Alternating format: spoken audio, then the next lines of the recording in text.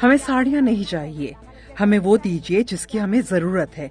जैसे हमारे गांव के स्कूल में टीचर नहीं है और क्लिनिक में डॉक्टर नहीं है। दवाखाने में डॉक्टर नहीं। महाराष्ट्र के पालघर जिले में आदिवासी समुदाय के लोग विरोध प्रदर्शन कर रहे हैं। उन्हें सरकार की अंत्योदय योजना के तहत राशन की दुकानों से मुफ्त साड़ियां दी गईं, लेकिन पालघर जिले की जवाहर, दहानू और विक्रमगढ़ तालुकाओं की 300 से ज्यादा आदिवासी महिलाओं ने अपनी साड़ियां तहसील कार्यालय में लौटा दी। अंत्योदय योजना के लाभार्थियों को मुफ्त साड़ी के साथ साथ एक थैला और अनाज भी दिया गया था। थैले पर प्रधानमंत्री मोदी की तस्वीर छपी हुई है। इन आदिवासी महिलाओं का कहना है कि उन्हें मुफ्त साड़ियां देने के बजाय सरकार को उन्हें सशक्त बनाने के लिए कदम उठाने चाहिए। अंत्योदय योजना के तहत सरकार बेहद गरीब परिवारों को हर महीने कम दाम पर 35 किलो अनाज देती है। इस योजना के तहत इससे पहले कभी भी मुफ्त साड़ियां नहीं दी गई थीं।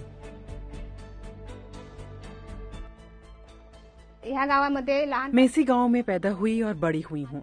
बचपन से मैंने देखा कि महिलाएं अपने सिर पर पानी के भारी कंटेनर लेके आती हैं। ये अभी भी हमारे जीवन का हिस्सा है, कुछ नहीं बदला। हम अपने बच्चों को 10वीं 12वीं तक पढ़ाने के लिए संघर्ष करते हैं। यहाँ तक कि पढ़ने के बाद भी वो बेरोजगार रह जाते हैं। उनकी इस पढ़ाई का क्या फायदा है? रोजगार गारंटी योजना होने के बावजूद हमें महीने में बस 10 से 12 दिन ही काम मिल पाता है। इसके बाद भी हमारी पगार समय पर नहीं मिलती है और जब मिलती है तो 6 दिन काम के बदले 1000 रुपए दिए जाते हैं।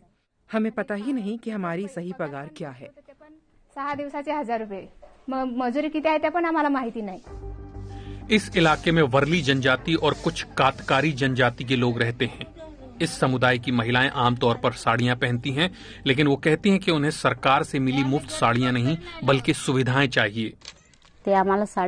हमें साड़ी नहीं चाहिए, हमें अपने बच्चों के लिए शिक्षा चाहिए, इसलिए हमने साड़ियां लौटा दी। अगर हमें अच्छी शिक्षा मिलेगी तो हम भविष्य में अपने लिए खुद साड़ी खरीद सकेंगे। 6 दिन काम करने के बाद भी हमें अपनी तनख्वाह के लिए बैंक के चक्कर लगाने पड़ते हैं। बदकिस्मती से हमें वक्त पर तनख्वाह नहीं मिलती। इसकी वजह से हम जरूरत की चीजें जैसे सब्जी वगैरह नहीं खरीद पाते। कभी कभार तो हमें मिर्च और चटनी के साथ खाना पड़ता है। अगर हमें सही रोजगार मिलेगा तो यह काफी अच्छा होगा। भले ही गांव में महिलाओं का समूह है, लेकिन फिर भी हमारे लिए पर्याप्त काम नहीं है। महिला होने के नाते हम गांव से बाहर काम करने भी नहीं जा सकती। हमें गांव में ही अपने लिए काम खोजना होता है।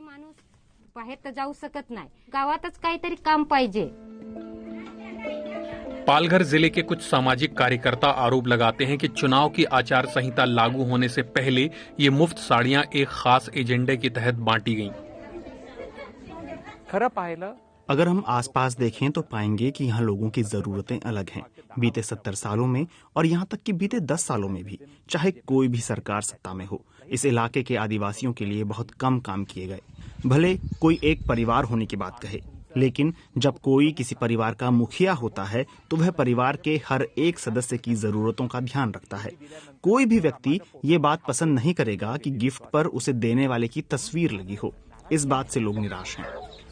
आचार संहिता लागू होने के चलते सरकारी अधिकारियों ने कैमरे के सामने इस मामले पर प्रतिक्रिया नहीं दी। हालांकि जिला अधिकारी गोविंद बोडके ने बीबीसी से कहा कि ये विरोध प्रदर्शन किसी भी संगठन की तरफ से आयोजित नहीं किया गया। कुछ महिलाएं दफ्तर में आईं और उन्होंने सरकारी योजना से मिली मुफ्त साड़ी और बैग लौटा दिए। उन्होंने एक पत्र भी जमा किया जिसमें लिखा था कि मुफ्त उपहारों से इलाके का विकास नहीं होगा।